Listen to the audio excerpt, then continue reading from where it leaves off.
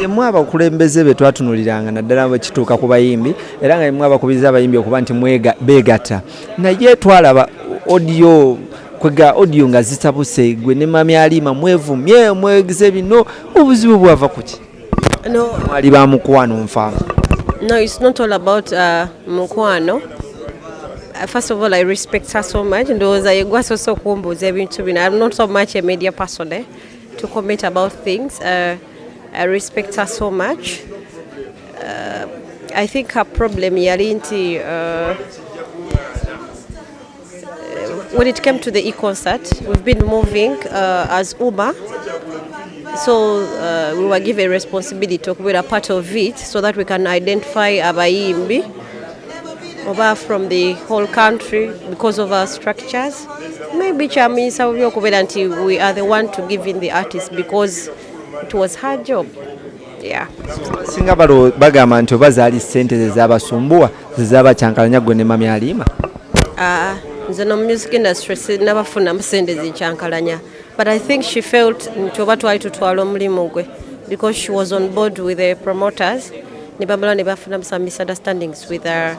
Nebaba scratching her off. Nebatekawo NCF and Uma being represented by me and Cindy. So that was the only thing. Maybe they were always paid. We work for the industry. Yeah. Why not? I think you can get the right information from him. But as for now, I'm speaking as the General Secretary to the Uganda Musicians Association. Yeah, but then in Kugambia, Sanya Chafechagwako, we're waiting for elections.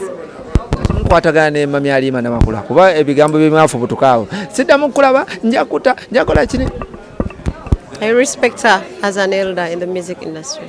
I don't have any problem with her. Maybe because I had so much, but me I respect there. Uganda Musicians Association, but elections. The elections is also interesting.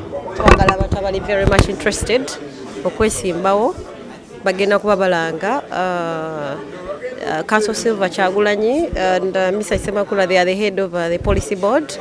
Bebagenda okujira kibakakatako okutandika okugira ebyokulonda balage roadmap so everyone who is interested in becoming any leader in the Uganda Musicians Association, as long as you're registered, you have your ID, mujja kuba mubaddembe okuwaayo kuba ffe ekisanja kyaffe kyagwako.